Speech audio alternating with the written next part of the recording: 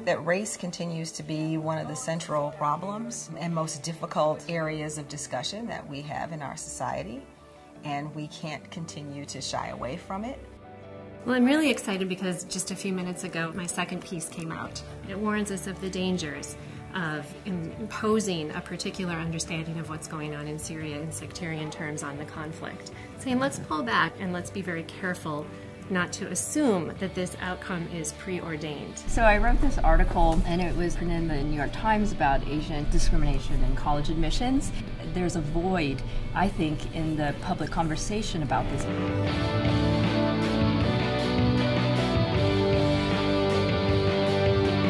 We think of ourselves as a nation of tax protesters. Well, to a certain extent that's true. But it turns out that some of the more famous tax protests were actually protests against not being taxed. I actually think that the biggest minority is there are fewer scientists in the public sphere. Parents need to have a better understanding of how their children are doing in school. And it's very complicated to get that information somehow. Some of you have done 3, 5, and 7 published pieces in outlets from the New York Times to PBS, CNN, The Atlantic, Time Ideas.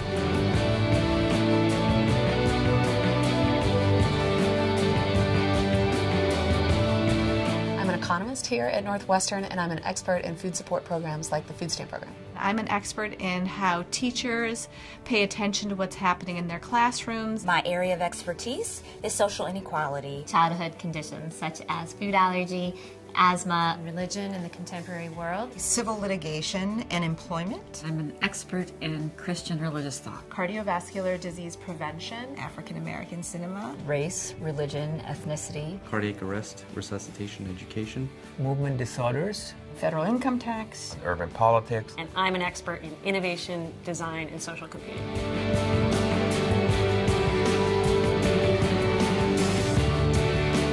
There's so many ways in which our enjoyment and love affair with the media shapes so much of our lives, how we understand issues, how we form opinions about a topic.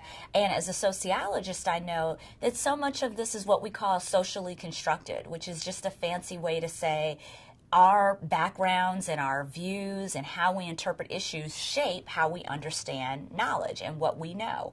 So it's important that different voices come into the field. We were so committed in the HIV study to make sure that our information is publicly available. We didn't want to just go into the community, ask women to talk about some of the most intimate and difficult issues facing them, how they deal with HIV, the stigma around HIV, and economic survival in the face of HIV, and then they never see us again, and then they never hear from us again. I got on Twitter and I wrote, who solves the world's problems? What problems are being solved because of that? And who doesn't have the key to the workshop, if you will, right? They're the workers in the dining hall who see that we waste gallons and gallons of water every day, but nobody's asking them for solutions about how to save water, right? They're going to the senior management who never go to the dining hall and say, you need to have a better environmental impact on the world. I've published 8 op-eds. The most recent one was in Forbes, and it was about what do people do on a day-to-day basis to innovate and see problems around them. It was tweeted about and got a lot of publicity, and then I was just at a workshop yesterday, and people came up to me and complimented me on it and told me they wanted to talk with me, including a man from the MacArthur Foundation. One of the most interesting things that I've found in my own work recently is that kids who were given access to the safety net, when they're adults, they're less likely to need food stamps or welfare. And so this finding turns on its head what was the conventional wisdom that there's this welfare trap, which I think is really exciting and makes me proud of public policy, that actually it does what it's meant to do, which is give people a leg up and let them be more successful down the road. I'm very proud of that finding. I got a call from Up with Chris Hayes, and they wanted someone who could talk about the president's preschool proposal. I made, a compelling case about why it makes a lot of sense to make preschool available to everyone. But I had more to say still, and so I worked with Michelle and wrote an op-ed about the Head Start program, and that got published on Time Ideas. I was able to submit a piece about how this population was no longer a sleeping giant. Prior to the 2012 election, that's how pundits and the media and even the academy referred to this population. Shortly thereafter, I was booked on Chicago Tonight, so PBS, to actually talk about the election from a national perspective, but also from a local perspective. And since then, I've gotten calls from NPR, Washington Post, Washington Times, the LA Times, actually L'Opinion. It's just been like this kind of domino effect. My whole goal is to try to, in any way, shape, or form that I can through my scholarly work, is to restructure those stereotypes of this population that the general public maybe has. I'm starting to believe more so that it's becoming my responsibility as my platform continues to expand to bring attention to those issues. And so I'm excited. You know, when someone has high blood pressure, we tell them, eat less salt, lose weight, take this drug. But then when that patient tells you, I think part of it is because my grandson was shot and killed, you know, what are you supposed to do as a physician? What I did with that op-ed is I kind of exploded out that individual patient and sort of said that it's not just about what the doctor says to that patient in the moment, but how we as a society choose to take care of people's health.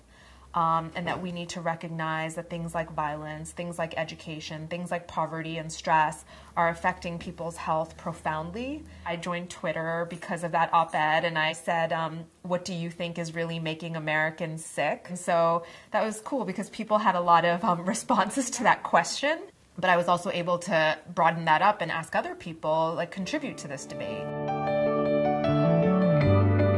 It is so exciting and rewarding to be part of this fellowship program. It helps me to be a better educator and a better journalist. I'm grateful to be part of this project. The Northwestern Fellows have really used us well to take it out into the world of public policy, of public discussion. It's traveling through the world in a way that can have an effect, and that's just spectacular. We believe that the best ideas, regardless of where they come from, should have a chance to be heard and to shape society and to change the world.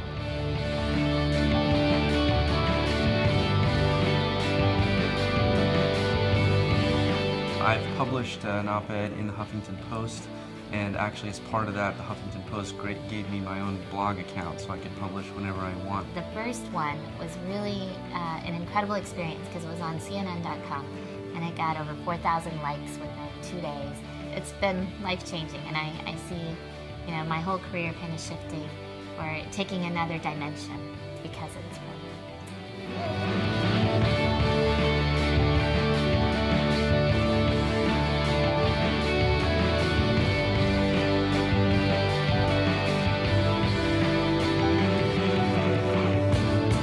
I would like my legacy to be about growing an appreciation for law and justice in this world, and that it's not just the third branch of government, but it's also the one that is most accessible to underprivileged and unheard people. You need to make sure that you are shining light from an unfamiliar direction on a familiar problem so that people can think about it in a new way.